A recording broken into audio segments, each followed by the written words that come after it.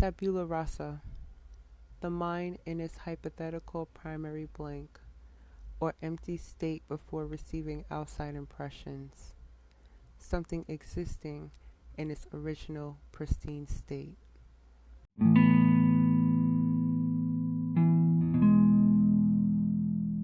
I want to ask, when was the time that you found your purpose? What age? What happened? What was the variables that led you to it? Has it always something that you already knew, from young, or did you, find it years down the line? It's not easy to truly know what your purpose is. A lot of the times, you're literally walking in a fog. You have a hint of what direction you could be going into, but more often than not, it's a lot of going around in circles if you're not careful. So I had to, do a lot of soul searching and, reading a lot of books and, watching documentaries and just being self-learning. And it's a common theme, your purpose it's from birth. You're born with this, this destiny that you're supposed to reach. This is the words that are set in stone that's within you. And it's funny because, when you're younger, you have all these dreams and imagination, it's huge. But it's like, you ever talk to a child and they already know what they want to be in life? I want to be a doctor. I want to be a police officer. I want to be, I want to be this or that. And it's just like, you're so sure. And, kids, when they say something, that's what they want to do, and for me, I kind of knew what I wanted to do. If I had any kind of recollection of, what it could be, I probably forgot what it was. But I think I wanted to be a doctor. I'm not even sure, to tell you the truth. But I can't remember that far back. But when you're a child, we tend to forget it, what we really wanted to be. And we usually replace it, with other things, or someone else's purpose. And you never quite really quench that thirst that you always had, It took a while for me to kind of get to know what my purpose was, and it took a lot of failing. I'm the type of person that I love helping people 24 hours a day, 7 days a week. And, however way I can. But if somebody's going through something, I can see it. You don't have to say nothing. I can see it. I can feel it, and I'm the type of person that's, you good? What's up, honey bun? Like, talk to me, real quick. And I'm very much want everyone else to be happy. But it's like a double-edged sword. So because I wasn't focusing on myself all the time, barely, I literally was trying to cultivate everyone else's purpose. If you had an inkling of what you wanted to do, I'm your guy, so you like to draw, I'm going to get you a whole pencil, kit and sketch pads and X, Y, and Z and lessons and whatever to help you get to that point. If it can be anything, I'm more than happy to be a cheerleader to anyone. But it's something that is so innate within you that it's almost like once you learn to swim, you never forget. Or, once you learn a bike, you always know a bike. Once you kind of got that spark and you know what really, truly burns a fire in you, you can't stop. You You cannot. And it's really weird. But if you don't follow, if you're not following pretty much God's plan, you're going to spend all your life looking for it, or it can lead to a lot of other things. A lot of people, they end up going to the grave, on their deathbed, wishing they had done something more, and you can have kids, you can buy a house, you can do everything and check off lists of what society would think is fulfilling, and it's a part of you that is gonna go without ever have being shown any light. It never is able to be brought out of you. And it's something that's so natural. I've seen people that can draw right off the gate, just pure talent. Someone that can sing, pure talent, or just the gift of leadership. It's just, entrepreneur. Those are the kids that selling lemonade, 2 for $1, real quick, and got coupons on the side every Sunday. Everybody knows that one kid that is just, you're going to be a multi-millionaire by the time you get older. But it's just one of those things that once you have to do soul searching. I never paid attention to myself. So I was always trying to cultivate someone else's purpose, and that led to my depression. That was a major factor that led to my depression, because nothing was fulfilling me, So, and the things that I did like to do, it just didn't hit it, It literally, it's like food, It's food for the soul, and you hungry. Either way, either you're gonna die starving, or you're gonna die with a real full belly. Either way, it gotta get done. It's your choice. But it is a burning passion that is within you. But when I finally gave up and I let go and I just gave it to God, I literally was, that was rock bottom for me. I wouldn't say I didn't believe I had a purpose, but that was the last thing I was thinking about, so it literally was just, you're in a cave, you're not going to come out. But God fills you with so much love. It's weird. It literally it feels like you have so much gratitude and appreciation that it's just like, you really, you love me, out of everything that I've done in life, you still, it's just like, you're my child. And it's almost unbelievable when you really go deeper in it. And I'm not talking about the superficial, everybody goes to church, everybody says amen, we sing a couple of tunes. It has nothing to do with that. You can have the closest relationship with God and never have stepped foot in the church.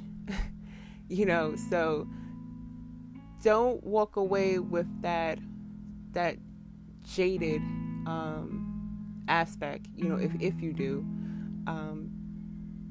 because it's your personal relationship with God, and I literally have, I pray, but I don't traditionally pray. It's something that I literally just have a conversation. Of course it's most likely in my head, or if I say it out loud or whatever. But I'm having a conversation with him. I'm literally venting to him, or, I'm just telling him that, thank you. It just goes off the whim. It'll be something that, if I feel this didn't work out, or my package didn't come, or whatever it is. And it's just like something will bring you back to perspective of, but you know what? I'm good. I'm still alive.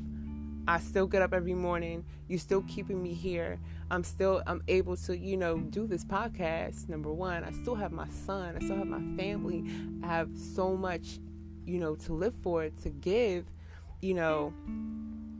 It's a lot of love that you cultivate for it. It's just that appreciation of there's a higher power that's looking out for you. Imagine now, you had this from young, a very close relationship, with God, and somebody has your back, and even though some things you had to learn, sometimes you're gonna have to skid your knee, but it's all within the plan, but that he's not going to drop you to the point where you're going to be worse off if you didn't have that relationship with him. Things could get a lot worse. There's a lot of people that are on this earth that probably counting their lucky stars, I probably shouldn't have been here. God's saving grace, it's just literally mercy. It's literally grace. But when you really look at it and you break it down, your purpose is finding what you love. And because you love that thing so much, it's a gift. It's a gift that God's give you. And anyone that gets a gift, especially a real good gift, you on cloud nine, so you sitting here, you beaming from, you cheesing and stuff like that. You may, may try to act a certain type of way, but you know how you feel inside, so quit it. But it's a gift, and it's a very precious gift to discover if you're diligent enough to look for it, just to do the inner work for it. But once you have it, it's such an appreciation that you do have it, and it's just your passion. It grows even more. It starts up as a small flame, but then forget it. You're on fire. So the more that you go, the more it cultivates more love. And you want to give. You want to help other people with your gift. So if you draw murals, if you paint, you're gonna want to paint a mural after a certain point, because it's just like you're giving back the beauty of what you see within what you see within yourself, your mind's eye. Pretty much it's that relationship that happens with God when it comes with that, and you want to give more. So I'm the nurturing type, very big on nurturing. And all my stepping stones that I had to do has brought me to this podcast. And in the beginning, I was very reserved on doing this because, in previous episodes, I used to be very, very introverted. And I'm not so much introverted anymore.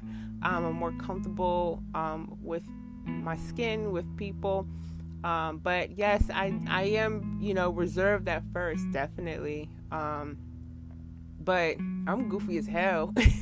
Once you get to know me, I'm goofy as hell. So it's one of those type of things that it's just like, yeah, maybe we shouldn't have had that conversation. I'm just like, yeah.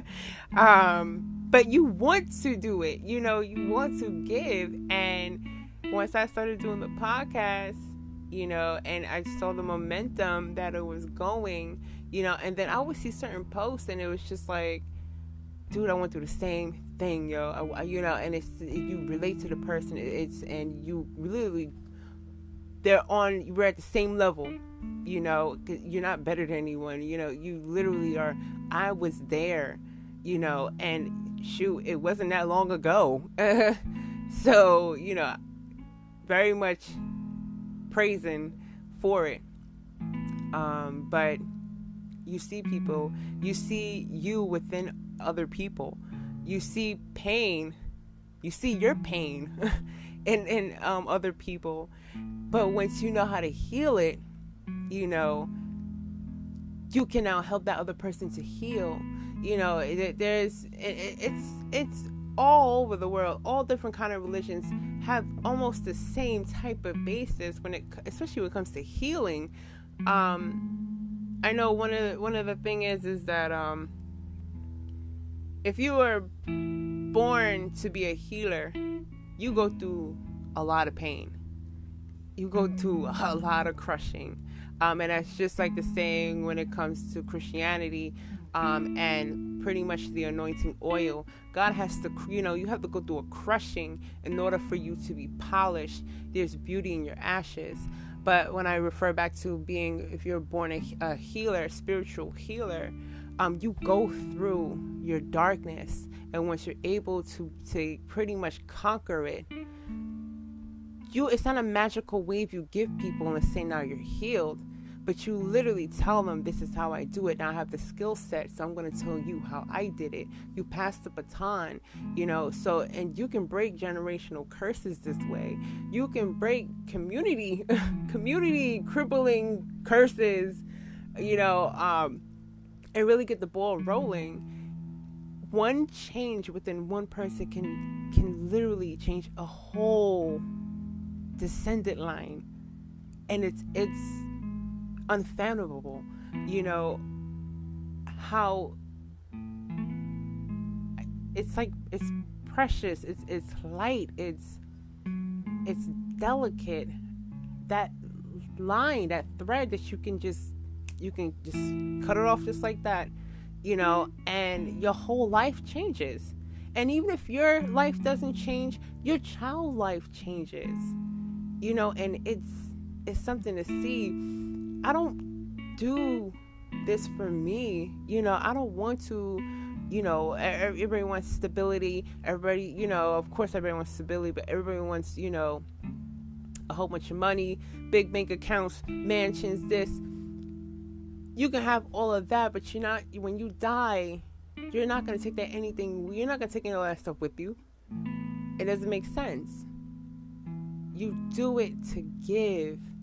And if I have given my son something of me, I want him to know that mommy found her purpose. Mommy found, her love for something to give, So I want to make sure that even though I mess up a lot, when I say my final farewell and I close my eyes and I go up to heaven, I want God to say, job well done. So you're going to be placed in situations, you're going to be, faced with a lot of stuff, but if you make the right decisions, you keep that moral compass and you keep doing the inner work, you're going to fulfill your fate. You're going to get to the finish line. I'm a strong believer that you don't have to be perfect. No one's born perfect. We were born in sin. You're going to make mistakes.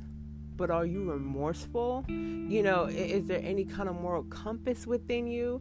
I don't judge people when it comes to any material stuff, anything like that. Someone could have, a billion businesses and $1 million. I don't care. How are you as a person? How do you treat other people? Because how you treat other people is definitely how you're going to treat me. And it's disgusting. It's horrible. But I don't chum it up to most people are bad. There's good in everybody. They literally just have to bring that out. Everyone is capable of being healed. Everyone's capable of being saved. Everyone's capable, of literally having tabula rasa, so it literally is it's a clean slate. And shout out to John Locke, my bad, for that. It's pretty much a cognitive, behavioral, cognitive, science. It's pretty much just concerning the human understanding. But his theory is that you're born with a clean slate, and it's literally nature versus nurture. Outside factors will affect your clean slate, and don't let it get to the point where you relying on yourself and you ain't got God on your side. You're not walking with him, and you trying to clean your slate. You're gonna fail. Like, so, I mean that in the most sincere way. It's true. It happened to me. I went through so many years of not even praying, not even thinking to pray, and I failed miserably. I got a big old F. I got a big F in life, but I'm getting my A's now. So at the end of the day, what are you doing at this present time to make yourself better? What are you doing in this present time to make someone else better? So it just is what it is. But once you come to that realization, you can keep it very real. It's not about who is holier than thou and, X, Y, and Z. Yo, I came from out of the pits, okay? I came from out of the pits. But it conquered. And now I'm able to stand up. And once you're able to do that, no one can tell you nothing. Okay? I'm sorry. No one can tell you anything. Once you have fallen and God has picked you up, knowing where you were, and you know that you don't have no intentions of going back there. You have no intentions of, you're going to do things the right way. Ain't nobody can tell you nothing. I'm sorry. Nobody. So it comes down to this, because I'm going off topic. But when you have your purpose, you are literally doing love. God's gift is love. You're filled with so much that you're doing something that you love to do, and you actually touch other souls with love.